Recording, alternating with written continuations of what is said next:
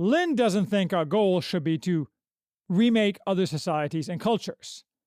But that, not benefiting the United States and its people, has been the entire United States strategic project for the past 30 years, on a military and every other level.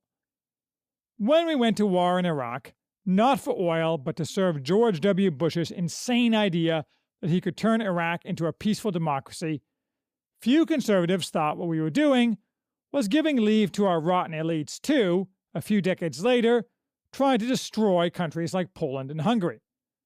The raison d'etre of all outward-facing United States actions abroad is now to spread global homo, the project of the left, by any means necessary across the world, to any country that is not on board with it and does not have the ability to resist.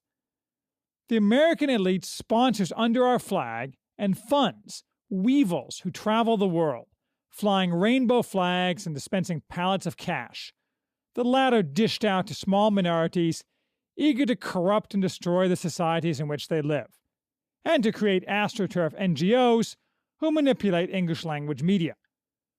A very small example of this received rare publicity last week when stimulus checks were tied to $10 million going to force Pakistan to progress toward gender equality. If this doesn't work to destroy the culture of countries that won't get on board with global homo, America stands ready to implement regime change through color revolutions, and, no doubt, with sub-rosa military force.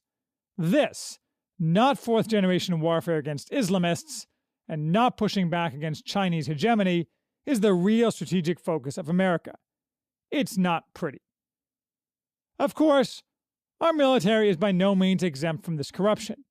It is, as far as I can tell, completely rotten at the head, and several levels below, although many enlisted men, and many, but far from all, lower-ranking officers are opposed to the left's project. The bad news is that if we ever have to fight anybody but partisans, such as the Chinese, it's going to go poorly, although perhaps leading to desirable regime change here if our ruling classes are discredited as a result.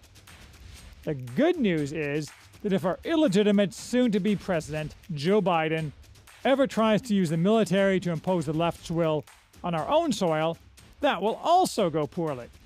I guess it's a race to see which comes first. Happy Inauguration Day.